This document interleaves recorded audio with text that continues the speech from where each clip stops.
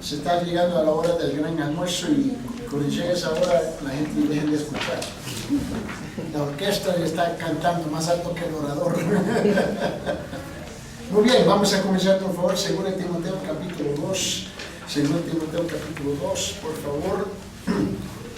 Y vamos a ahora entrar y comenzar a entrar en los detalles de cómo estudiar e interpretar la Biblia. Aquí hay 6 cosas que vamos a tratar de culminar en 8 semanas. Intentar. Es número 1, ¿por qué estudiar la Biblia? 2, estudio personal de la Biblia y la interpretación privada. 3, la homilética, la esencia de la interpretación. 4, las reglas prácticas para la interpretación de la Biblia. 5, la cultura y la Biblia. Y 6, paso a seguir en el estudio bíblico. Y lo cual se va a separar estos 6 temas y luego unirlos al fin, con ese propósito, ¿no? Noten sus separatas, por favor, donde estamos hablando que un texto eficaz para poner en práctica el mandato de Jesucristo, que es escudriñar las Escrituras. En el tenso gramático es un imperativo, no es una sugerencia. ¿Cómo usar en esta enseñanza? Bueno, esta enseñanza ha sido diseñada para enseñar al lector un método para la interpretación y la aplicación de textos bíblicos. Antes de empezar a leer, debe consultar la guía de estudio que está en la página 20 para entender cómo usar este manual. En cuanto lo aplico cuando a mis alumnos que están estudiando, esta semana tengo todos mis alumnos de los doctorados y maestría y ellos están temblando ahorita, porque ya saben que el lunes llega el examen de ellos. Muy bien, si usted quiere obtener crédito académico como parte de un grado acreditado con la escuela, no, eso es lo que vamos a utilizar. Pero note bien, 2 Timoteo capítulo 2, versículo 15, por favor, en la versión de la Biblia de la América dice: procura con diligencia presentarte a Dios, aprobado como obrero que no tiene de qué avergonzarse, que maneja con precisión la palabra de verdad. En Dios habla hoy, que es la versión católica, lo pone en estos términos. Dice: haz todo lo posible por presentarte delante de Dios como un hombre de valor, comprobado, como un trabajador que no tiene que avergonzarse, que enseña debidamente el mensaje de la verdad. En la nueva versión internacional lo pone de esta forma. Dice: esfuérzate por presentarte a Dios aprobado como obrero que no tiene de qué avergonzarse y que interpreta rectamente la palabra de verdad. En la versión amplificada, escuche bien: estudia, anímate y haz todo lo posible para presentarte a Dios aprobado por prueba. Un obrero que no tiene motivo para avergonzarse, analizando correctamente y dividiendo con precisión, manejando correctamente y enseñando hábilmente la palabra de verdad. Quiero demostrarle el contenido, por favor, en sus separatas, y no me recuerdo qué página es, 2 o 3. Note bien lo que vamos a tratar. Primeramente vamos a tratar con los mitos. Hay mitos, y hay 2 mitos en particular que vamos a atacar. También la claridad, ¿por qué enseñar la Biblia? Vamos a tratar los 2 mitos. La claridad de la escritura, el problema de la motivación, los fundamentos bíblicos para el estudio de la Biblia como revelación, la teoría y práctica, el cristiano sensual y una cuestión de deber. Esos son los temas que vamos a tratar debajo. Punto número 1, ¿por qué estudiar la Biblia? 2, el estudio personal de la Biblia y la interpretación privada. Y vamos a visitar con Martín Lutero y la interpretación privada, objetividad y subjetividad y el papel del maestro. Y luego, debajo punto número 3, la homilética, que es la esencia de interpretación, ¿no? Vamos a tratar con la analogía de la fe, interpretando la Biblia literalmente, la interpretación literal y el análisis literario, el problema de la metáfora, la cuadrilla medial, el método gramático histórico, la crítica del origen, la paternidad literaria y fechada, errores gramaticales. Y luego, debajo del número 4, vamos a tratar con las reglas. Hay 10 reglas específicas, ¿no? Reglas prácticas para la interpretación de la Biblia, ¿no? 1. La primera regla es como cualquier libro. Uno se acerca a la Biblia igualito como cualquier libro. Es aquí yo fastidiaba a la iglesia en los estados porque cada uno le daba una mini lectura en la gramática y se molestaba, ¿no? Porque había sido años que no estaban en la escuela. Bueno, mira, ¿tú crees que la enseñanza de la gramática ha cambiado? No, hombre. ¿Quién inventó, quién nos dio las idiomas? Dios. Uno, primera regla, como cualquier libro. 2, lee la Biblia existencialmente. 3, lo histórico y lo didáctico. 4, lo implícito y lo explícito. 5, el significado de las palabras. 6, el paralelismo. 7, el proverbio y la ley. 8, el espíritu y la letra. 9, las parábolas y 10, profecía vatídicas. Y luego, número 5, la cultura y la Biblia. El conocimiento cultural y la Biblia. El conocimiento cultural y el lector.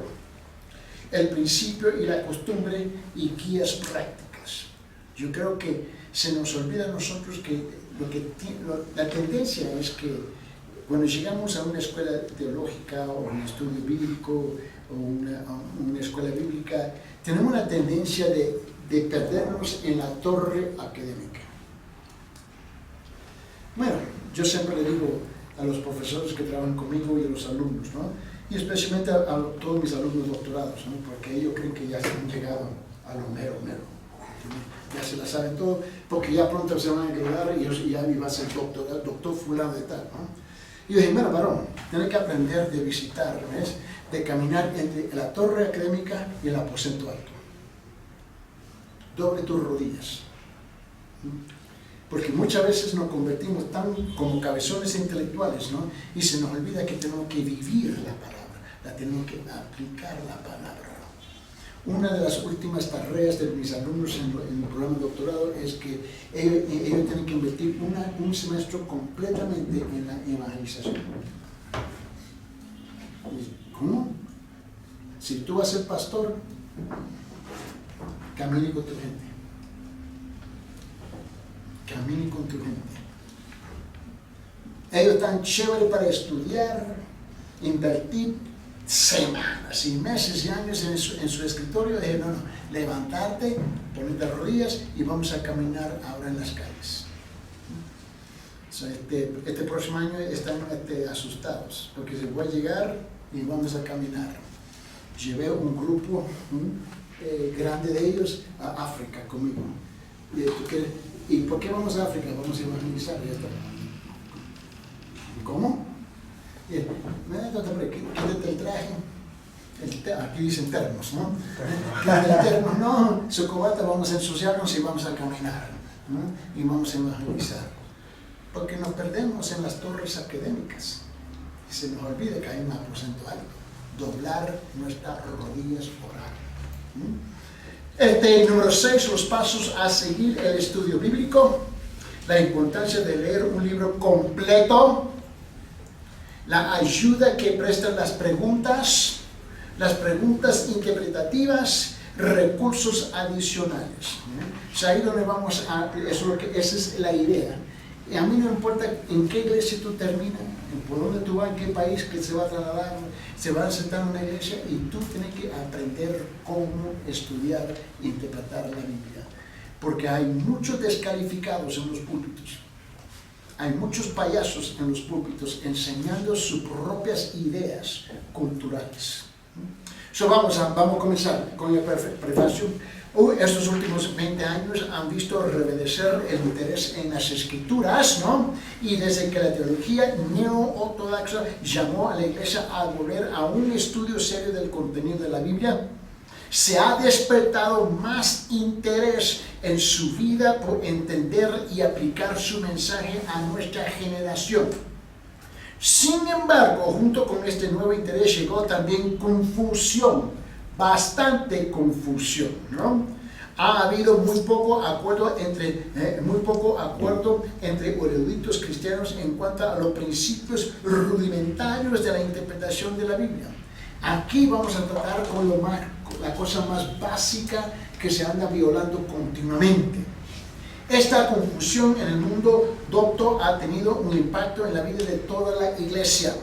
Nuestros días parecen ser la era de la renovación del laico, donde ahora el laico se ha levantado. Gran parte de esta renovación está asociada con estudios bíblicos en hogares y pequeños grupos de hermanos. Yo no estoy en contra de eso, no me van a malinterpretar. Pero el problema es que la mayor parte de sus grupitos andan equivocados, andan chuecos. Imagínense que tú vas a asistir a un estudio bíblico en la casa de fulano de tal o fulano de tal. Y dicen, bueno, vamos a escoger este pasaje en Romanos capítulo 1, versículo 24, y dice, por consiguiente Dios le entregó a la impureza en la lujuria de sus corazones, de modo que desolaron entre sí sus propios cuerpos. Ok, en ese caso, Milagro, ¿qué es lo que tú piensas de ese versículo? Bueno, hermana Lila, ¿cómo tú sientes de ese versículo? Hermana Oscar, ¿qué te está diciendo este versículo? Todo es subjetivo. Y comienzan a tener un diálogo. Cómo yo me siento, cómo yo pienso, mi opinión. Y la mayor parte es yo opino. Y la otra cosa es, yo tengo una experiencia. Conozco a la fulana de tal que ella era una cristiana y ahora no es cristiana y esto pasó. Eso no es un estudio bíblico, eso es un disparate. Es ahí donde la mayor parte de esos grupos crecieron. En los últimos 20 años, y estamos hablando de millones de ellos, que creen que tienen el lujo de expresar su opinión, su sentimiento y sus pensamientos, y digo, ¿basado en qué? En la palabra o en su experiencia o la experiencia de otra persona, y tú descubres que es su experiencia o la experiencia de otra persona. O escuché fulano de tal en la radio, él dijo esto, el fulano de tal dijo esto en el internet, ¿no? Y mezclan 5 o 6 pastores que dijeron 5 o 6 cosas distintas y salen con una ensalada rusa. Y ese es el problema de la iglesia hoy. Y este es un fenómeno que comenzó con este movimiento de laico. Muchas personas hoy en día se reúnen para discutir, para debatir y comentar las escrituras. Con frecuencia caen en diferencias acerca de lo que la Biblia quiere decir o cómo debe aplicarse. Esto ha tenido consecuencias desafortunadas. Y ese problema lo tenemos aquí en la iglesia. Y tuvimos que ir a confrontarlo. Y salían unas cosas que uno se quedaba ahí, mira, ya no tengo más que dar. Para muchos la Biblia sigue siendo un enigma susceptible de muy diferentes interpretaciones. Y no es. Disculpe, pastor, antes de continuar, tal vez podría aclararnos a todos lo que significa el término laico, para que todos estemos en la misma... Muy bien. El término laico son los hermanos común y corriente que no han sido llamados oficialmente al ministerio, ¿no? Y el término laico originalmente nace de la Iglesia Católica Romana, donde el movimiento de los laicos en los últimos 35 años en particular se levantó en la Iglesia Católica Romana.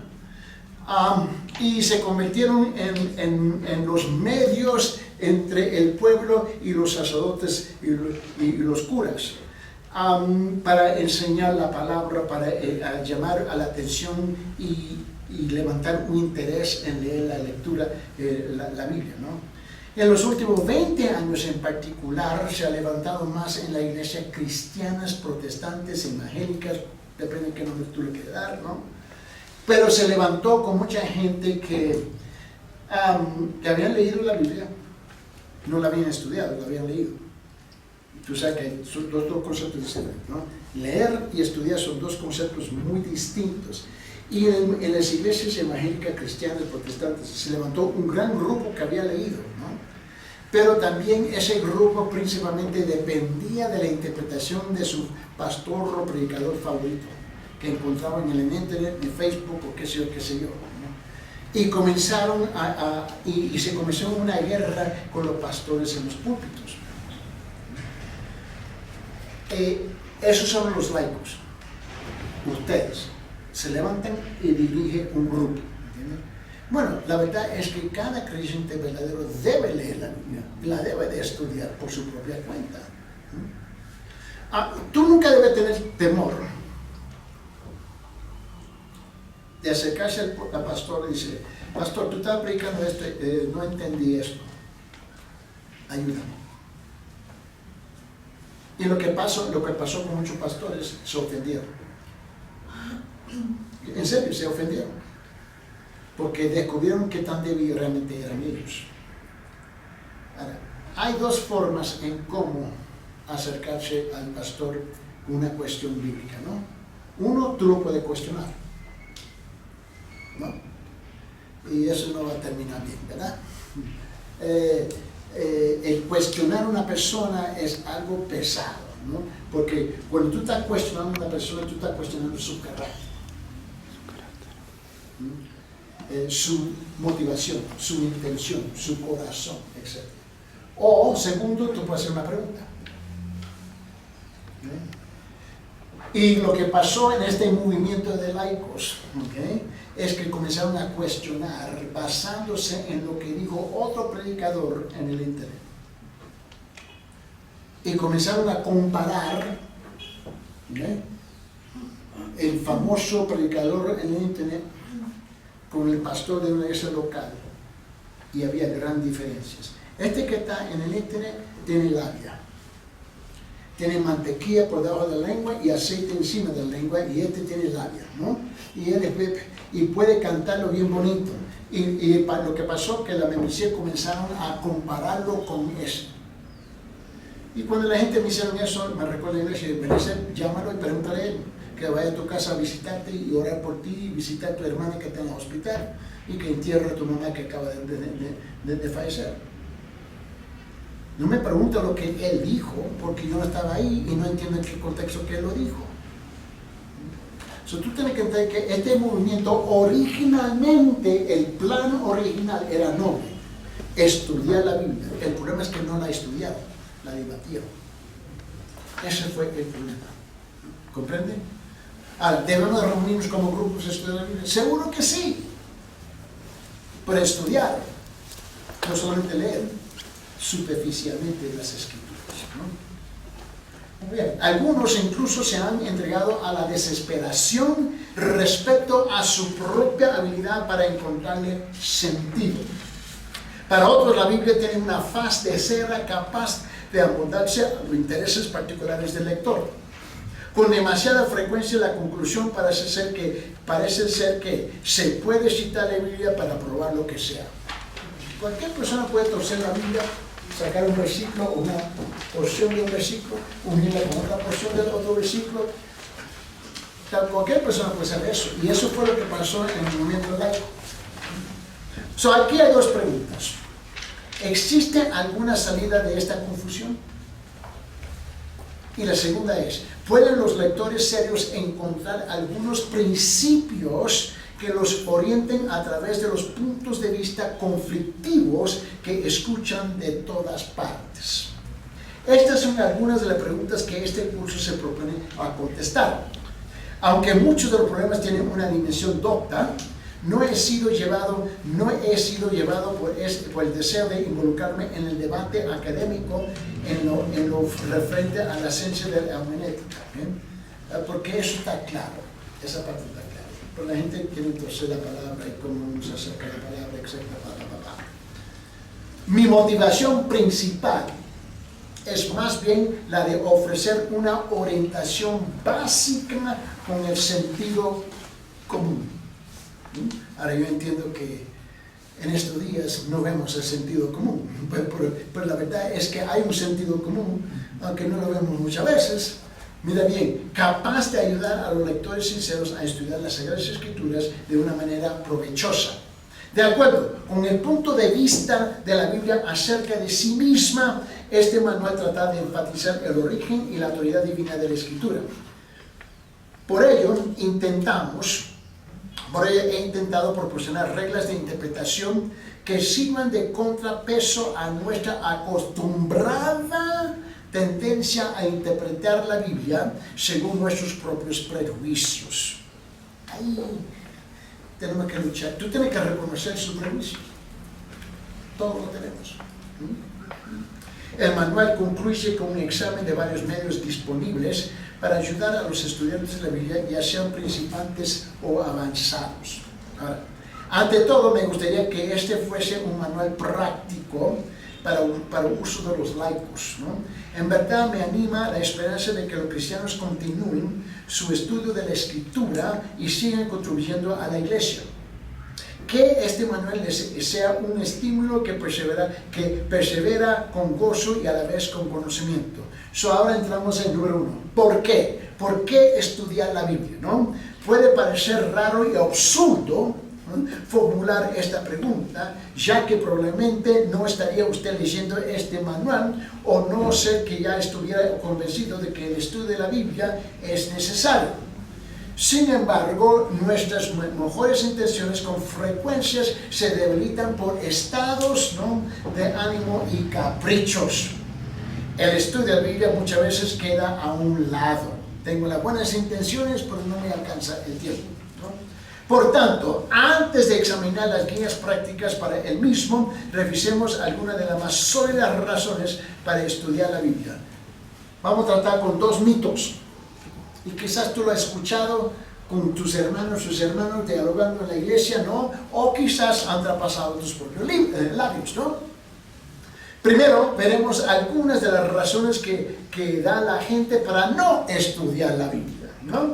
Estas razones con frecuencia contienen mitos que llegan a convertirse en aforismos y a fuerza de mucha repetición. El mito que ocupa el primer lugar en nuestra galería de excusas es la idea que la Biblia es demasiado difícil de entender para una persona normal. Eso quiere decir que pastor, vos no es normal. Quiere decir evangelista que no es normal, y sabemos que el hermano Héctor no es normal, ¿verdad? Él es raro, ¿no? Y mira la pareja que tiene también, mira aquí. El mito número 1, ¿no? Dice, la Biblia es tan difícil de entender que solo los teólogos, ¿no? Con muchos conocimientos y preparación técnica pueden manejar las Escrituras. ¿Nunca ha oído eso? O quizás más o menos una fraseología más o menos traspasada de tus labios, ¿no? Este mito es repetido a menudo por personas sinceras. La gente dice, sé que no puedo estudiar la Biblia porque cada vez que trato de leerlo no la entiendo. O cuando alguien dice eso, quizás esperar escuchar, está bien, te entiendo, realmente es un libro muy difícil y a menos que te hayas preparado en un seminario, quizás no deberías acercarte a él. ¿Cómo? Yo he escuchado pastores decir eso a la gente. Y le he dicho, mira, sin vergüenza, baja del púlpito, renuncia, vete a vender periódicos. Porque lo que él quiere es manipular y que la gente ignorante debajo de su mando conforme a sus caprichos. O tal vez desea oír esto. Lo sé, que es muy sombrío, muy profundo. Te admiro por tus incansables esfuerzos. Tu trabajo tenaz por tratar de resolver el enigma místico de la palabra de Dios. Es triste que Dios haya escogido hablarnos en un lenguaje tan oscuro, esotérico, que solo los sabios pueden captar. ¿En serio? Esto, temo, es lo que muchos desearemos oír. Dame la excusa, no tengo que estudiar, pastor. Nos sentimos culpables y queramos acallar nuestras conciencias por descuidar nuestro deber como cristianos. Cuando expresamos este tipo de mito, lo hacemos con una facilidad asombrosa. Este mito se repite tan frecuentemente que no esperamos que sea puesto en tela de juicio. Sin embargo, sabemos que como adultos maduros de la civilización occidental podemos entender el mensaje básico de la Biblia. Y si podemos leer el periódico, podemos leer la Biblia. He leído los periódicos aquí. Y te voy a decir honestamente, el nivel está como a tercer grado, que insulta al lector. De hecho, me atrevería a decir que hay palabras y conceptos más difíciles que se expresen en la primera plana de un periódico que en la mayoría de las páginas de la Biblia.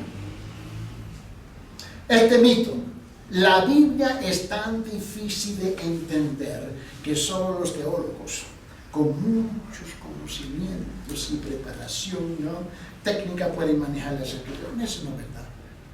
Mentira. Mira, yo invierto horas, eso se lo pregunta a mi esposa, yo invierto muchas horas leyendo, escribiendo. Pero esa es mi pasión. Pero tú no tienes que hacer eso para entender la Biblia. La Biblia fue escrita para cualquier persona que quiere leerla, la puede entender, porque es la voz del Espíritu Santo. La Biblia no es solamente tinta negra sobre página blanca. Esto es espíritu. Espíritu. Tenga mucho cuidado de no convertirnos, ¿no?, en cabezones intelectuales y se nos olvida que es el Espíritu que nos dirige a nosotros en sus Sagradas Escrituras. Ahora, el segundo mito es el más común. La Biblia es aburrida. Es absolutamente aburrida. Cuando yo quiero dormir, levanto, saco la Biblia, leo y encima el Señor ya todo roncaba, ¿no? Así no son las muchas personas. Es aburrida.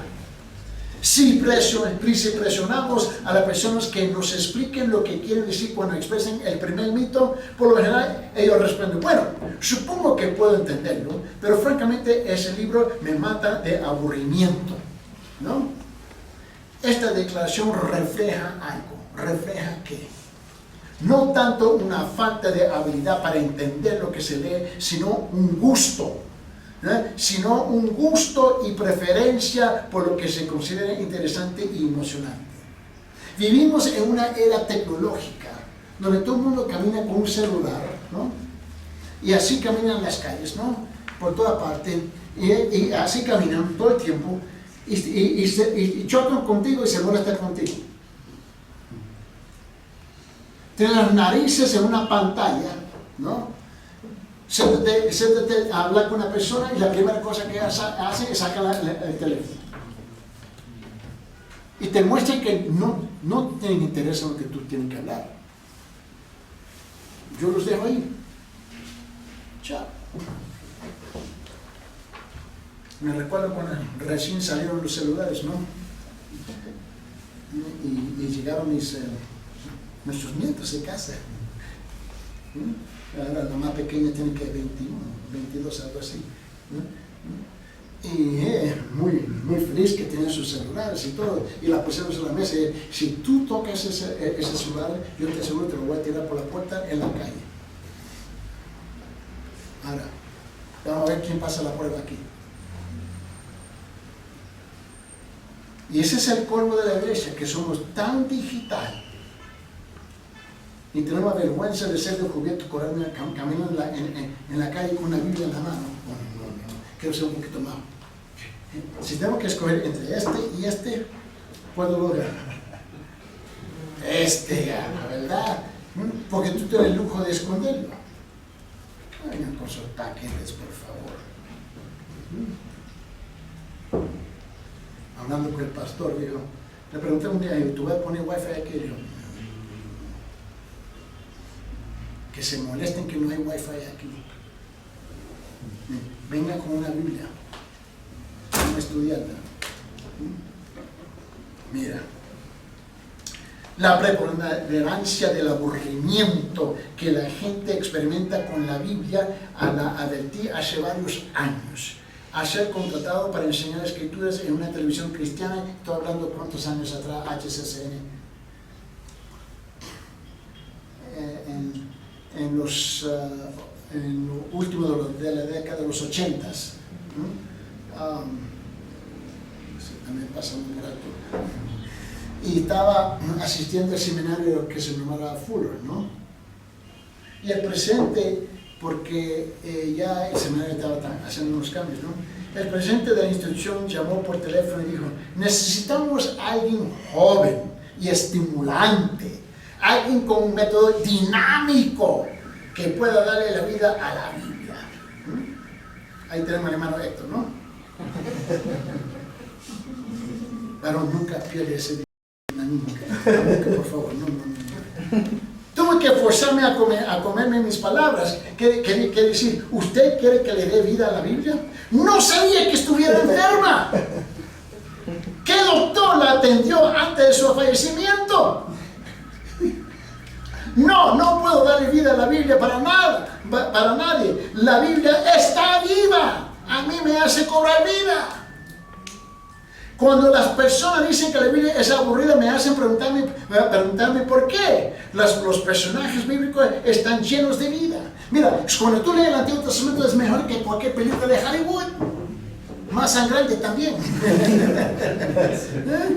Los personajes, mira, existe una pasión especial cuando a ellos. Sus vidas revelan drama, revelan aflicción, lascivia, crimen, devoción y todo aspecto concebible de la existencia humana. Yo no necesito una novela.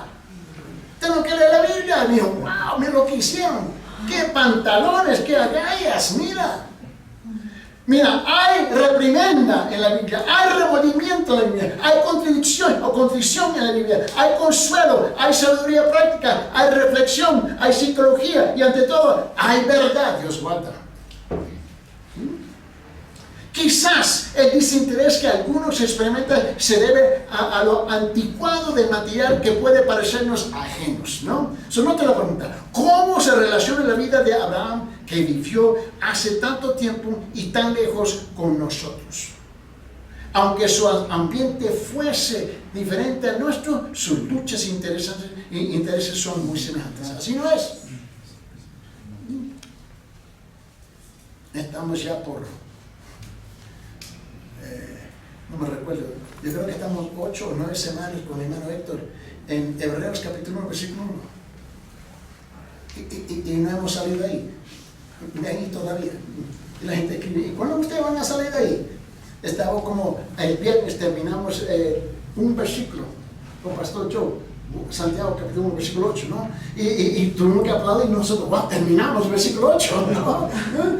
Y después el programa, y el hermano Héctor, no, ahí estamos todavía, ahí estamos dándole todavía, ¿no? Y le estamos sacando jugo, porque la palabra es eterna, es eterna. Mira la claridad de la Escritura. En el siglo XVI, los reformadores declararon entera confianza en lo que denominan la perspicuidad de la Escritura. A lo que se referían con este término técnico era claridad de las Escrituras. Ella es clara. Afirmaban que la Biblia era clara y lúcida. Es lo suficiente sencilla para que cualquier persona letrada pueda entender su mensaje básico. Esto no significa que todas las partes de la Biblia sean igualmente claras o que no hay en ella pasajes o secciones difíciles, porque sí hay. Pero hay paradojas en la Biblia. Pero cada paradoja se puede entender. Al principio uno se queda, ¿qué está diciendo? ¿Cómo? Los laicos, sin preparación en cuanto a lenguas antiguas y los aspectos críticos de la exégesis, pueden tener dificultad con algunas partes de la Escritura. Pero el contenido esencial es lo suficientemente claro para ser entendido con facilidad. Tomamos a Martín Lutero, por ejemplo. Él dice, estaba convencido de que lo que era oscuro y difícil en una parte de la Escritura se afirmaba con mayor claridad y sencillez en otra parte de la Escritura. Por esa razón tenemos que leer el Antiguo y el Nuevo. Tú necesitas una dieta de los dos lados. El Nuevo es el cumplimiento del Antiguo. Ok, si yo solamente estoy en el Nuevo, ¿cumplió qué? ¿Qué es lo que está cumpliendo? Yo necesito entender. Algunas partes de la Biblia son tan claras y sencillas que resultan ofensivas a aquellos que sufren de arrogancia intelectual.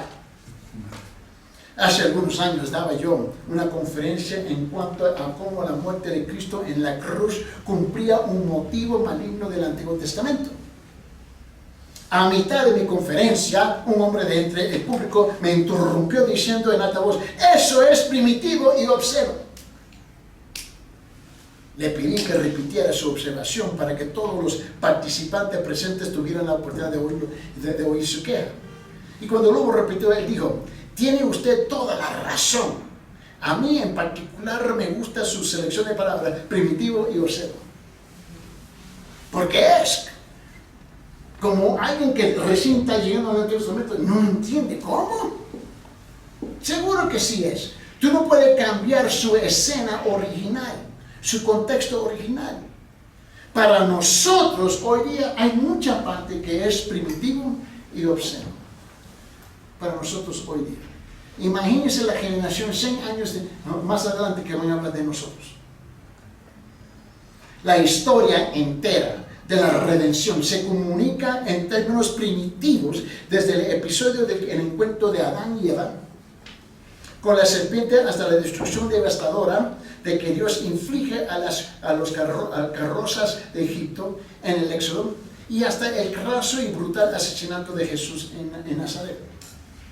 La Biblia revela a un Dios que oye los gemidos de toda su gente, desde el campesino hasta el filósofo, desde el lerdo al doctor más reinado.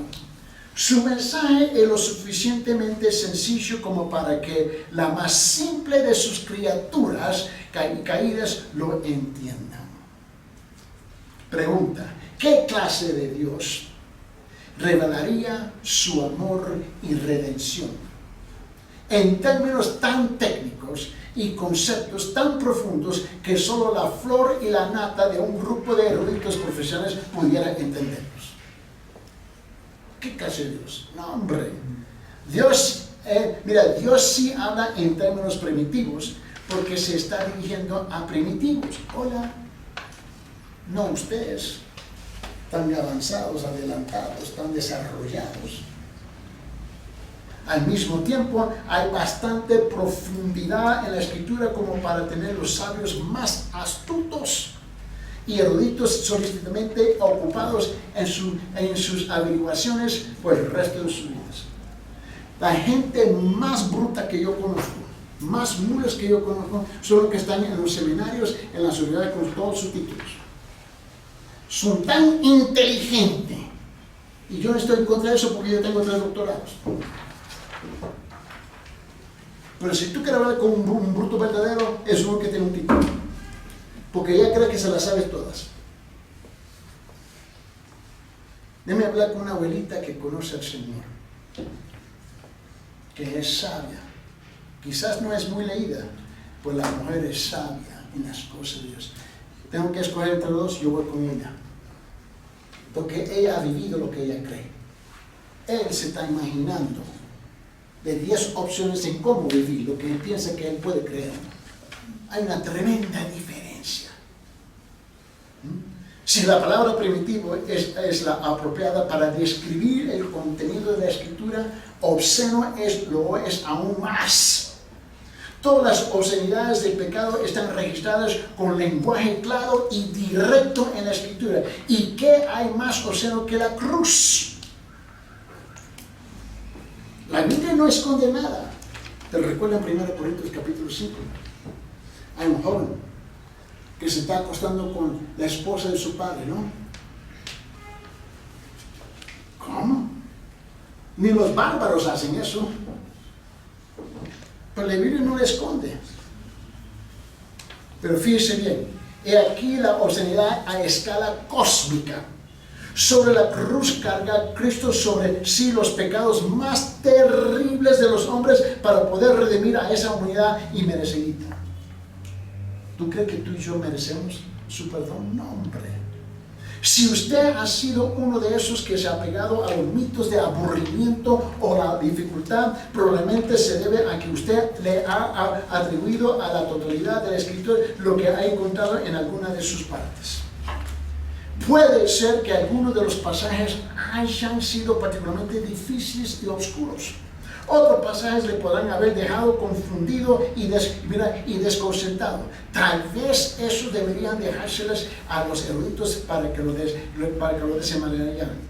Si usted encuentra difíciles y complicadas algunas porciones de la Escritura, pregunta, ¿debe deducir que la totalidad de la Escritura es aburrida y insípida? No, hombre. El hecho de que yo no entiendo un pasaje no quiere decir que ahora tengo que tirar todo el barril por la ventana. Es como agarrar el agua en el baño, ¿no? Y tirar la criatura y el agua afuera por la ventana. Eso no funciona. El cristianismo bíblico no es una religión histórica. Histórica. Su contenido no se oculta a símbolos vagos y requieren de algún tipo de ingenio especial para captarse. No se requiere ninguna especial proeza intelectual ni algún don espiritual para entender el mensaje básico de la Escritura. En las religiones orientales tal vez el ingenio se limita a algún gurú, ¿no?, remoto que habita en una choza en las alturas de las montañas. Puede ser que ese burro haya quedado pasmado por los dioses con algún misterio profundo en el universo. Usted viaja para indagar y él le dice en un susurro leve que el significado del libro es dar palmas con una sola mano. ¿Qué está hablando este grupo? Eso es histórico. Es tan histórico que ni aún el burro lo entiende. No lo puede entender porque es absurdo. Lo absurdo muchas veces suena profundo porque no somos capaces de entenderlo. Cuando oímos cosas que no entendemos, a veces pensamos que sencillamente son demasiado profundas para captarse, cuando de hecho son meras afirmaciones ininteligibles como dar palmas con una sola mano. Es cuando tú debes acercarse al pastor, no entiendo, ¿qué quiere decir eso? No tengo temor. Él escuchó a alguien más y él decidió de insertarlo en su mensaje y uno se quedó ahí, wow, qué profundo, wow. ¿Y qué dijo? Nada. Dijo nada. Usó muchas palabras para decir nada. La Biblia no habla así. La Biblia habla de Dios con patrones de lenguaje significativos. Algunos de esos patrones podrán ser más difíciles, ¿no?, que otros, pero no llevan la intención de ser frases disparatadas que solo un puede entender. Por favor. Mira, si hay algo que tú no entiendes, tú estás enseñando, y la persona te hace una pregunta y tú no puedes contar, dile, ¿sabes qué? Debe investigarlo, debe estudiarlo y te voy a dar una respuesta. Pero ¿cuál es la tendencia nuestra? Dar una respuesta sin sentido. No tenga temor, por favor. ¿Qué es el gurú? Un gurú es alguien que en muchas de las religiones orientales se sienta en la montaña, está meditando con quién sabe cuántos dioses tiene, y tienen unas experiencias místicas y místicos, y tienen una fraseología que solamente él entiende o no entiende, y la gente van a consultar con él y regresan, ¿qué dijo? Dijo esto, ¿qué significa eso? No tengo la menor idea. Ni él sabía. Bueno, los púlpitos están llenos de muchos de ellos ahora, hoy en día. Lamentablemente. Bueno, lo resto se lo encomiendo en sus manos. Esta es su tarea. Es su tarea. Porque ya sabe que cuando esto se cansa, ¿no? Y es importante darle descanso a los dos. Porque el otro está gritando, la orquesta ya está tocando. En la sexta sinfonía, ¿no? Ya te está cantando, ¿no? So, mira bien. La próxima semana, ¿no?, comenzamos a entrar ahora en los detalles. Solamente hoy era para darle, abrir brecha, ¿no? Y echarle seta a los montecitos, ¿no? Vamos a orar. Señor Padre, gracias una vez más, Señor, por este día tan bello en cuanto tú nos has regalado, Señor, para confrontarnos, Señor, y hacer un desafío a nuestro intelecto, a nuestra alma, a nuestro corazón, a nuestro espíritu, para crecer a la semejanza de tu Hijo amado Cristo Jesús, Señor. Gracias, Señor, que no tenemos que quedarnos, Señor, ignorantes de la palabra suya. Ella fue escrita para que la podemos entender, la podemos comprender y la podemos vivir para tu honra y tu gloria. Ahora, Señor, te pido que guarde a mis queridos hermanos y hermanas, Señor. Guárdalos en su camino a donde ellos van, Señor, hoy día, Señor, y que ellos lleguen con bien a sus lugares por fin, Señor. Y que preparen sus corazones para asistir a sus iglesias el día de mañana para darte honra y gloria. Y el pueblo dijo, amén. Amén. Dios te bendiga a cada uno de ustedes.